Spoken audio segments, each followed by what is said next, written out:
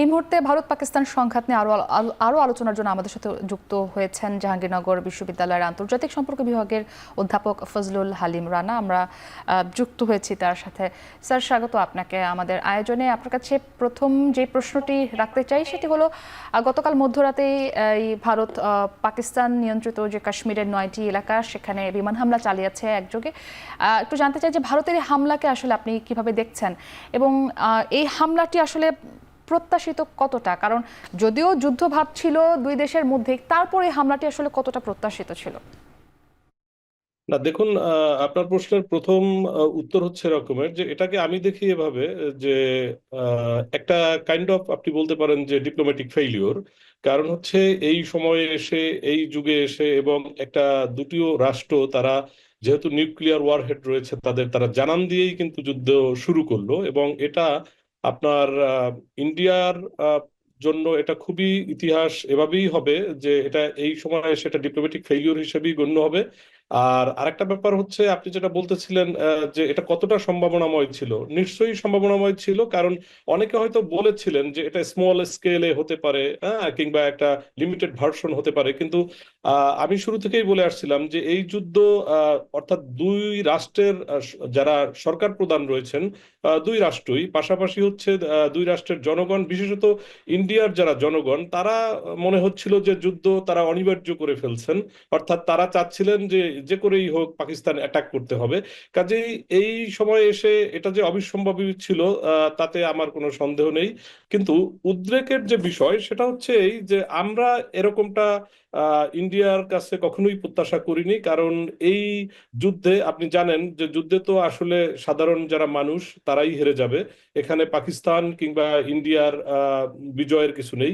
কারণ আলটিমেটলি এই যুদ্ধ এক সময় থামবে এবং থামাতে হবে। বিশ্ববাসী কিংবা যারা সুপার পাওয়ার যে রাষ্ট্রগুলো রয়েছেন তারাও চেষ্টা করছেন, ইন্টারন্যাশনাল অর্গানাইজেশন গুলোও চেষ্টা করছেন, এবং এটাও আমি বিশ্বাস করি যে এই যুদ্ধ একটা পর্যায়ে স্তীমিত হবে। কিন্তু প্রশ্ন হচ্ছে এই শুরুটা দিয়ে যে পরিমাণ জানমালের ক্ষতি হবে, অর্থাৎ সাধারণ মানুষ ক্ষতিগ্রস্ত হবে, তো সেক্ষেত্রে এই যুদ্ধের আসলে আলটিমেটলি আমি কোনো মানে ফলাফল দেখি না। কারণ হচ্ছে গিয়ে যেখানে সাধারণ মানুষ আপনার মারা যাবে কিংবা হত্যা হবে, তো সেই যুদ্ধে আসলে রাষ্ট্র, এখানে দুটো রাষ্ট্রই তারা কি বুঝাতে চাইছেন, কিংবা তা এখানকার রিজনাল যে পলিটিক্স, জিও পলিটিক্যাল যে ইস্যু, সেগুলোকে কি জানান দিচ্ছেন, সেটা আসলে একটা ভাবনার দাবি রাখে। স্যার, আপনার এই প্রশ্নটি ধরে আমি আমার দ্বিতীয় প্রশ্নটি রাখতে চাই যে এটি কি আসলে শুধু এই বিমান হামলা কিংবা পাল্টে হামলা এর মধ্যে সীমাবদ্ধ থাকবে, নাকি এটি আসলে পূর্ণ মাত্রায় যে যুদ্ধ সেটিতে আসলে ছড়িয়ে যাবে? যে বিষয়টা আপনি বলছিলেন যে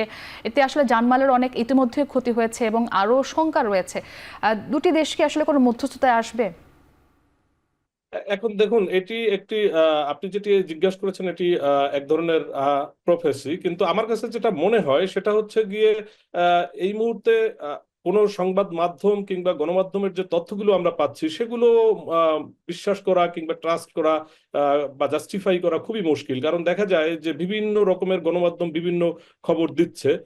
কখনো আমরা দেখছি যে ইন্ডিয়ায় তার সরকার প্রধান যারা রয়েছে কিংবা স্পোক্সম্যান যারা রয়েছে, ওয়ার্ড নিয়ে যারা, গত রাত নিয়ে যারা দুজন ব্রিফ করেছেন, তারা একরকম বলছেন, আবার পাকিস্তানের গণমাধ্যম একরকম বলছে। তবে আমি ব্লুমবার্গের একটা ইন্টারভিউ দেখলাম, অর্থাৎ পাকিস্তানের যিনি প্রতিরক্ষা মন্ত্রী রয়েছেন আসিফ সাহেব, তিনি কিন্তু বলেছেন যদি এই যুদ্ধ ডিএসকেলেটস হয়, অর্থাৎ ইন্ডিয়া যদি এখন এখানে থামে, তাহলে তারা এটাকে র্যাপ আপ করতে রাজি আছেন। কিন্তু আমিও কিন্তু আপনাকে বলতে পারছি না যে এই তথ্য সঠিক কিনা। কারণ এতটাই মিস ইনফরমেশন, ডিসইনফরমেশন কিংবা প্রোপাগান্ডা কিংবা এক ধরনের বলতে পারেন যে একে অন্যের সাথে আহ, দুটো রাষ্ট্রই এক ধরনের সাইবার ওয়ারেও লিপ্ত রয়েছে।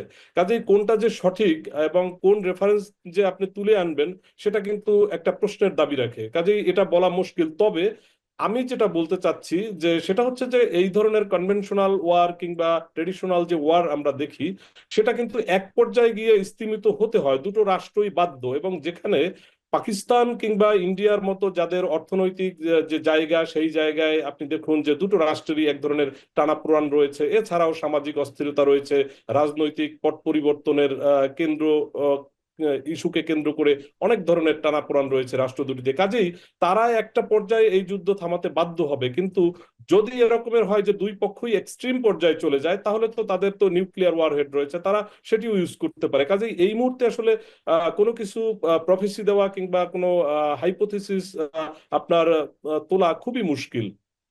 স্যার এবং আপনাকে সে দেশ দুটি যদি হয় পাকিস্তান এবং ইন্ডিয়া। স্যার আপনাকে অসংখ্য ধন্যবাদ আমাদের সঙ্গে যুক্ত হবার জন্য। আমাদের সঙ্গে যুক্ত ছিলেন জাহাঙ্গীরনগর বিশ্ববিদ্যালয় আন্তর্জাতিক সম্পর্ক বিভাগের অধ্যাপক ফজলুল হালিম রানা। সানবিট সব দিবে সামাল। সানবিট ম্যাজিক প্রেস ডিশওয়াশিং এর মাথা ঘোরানো সলিউশন।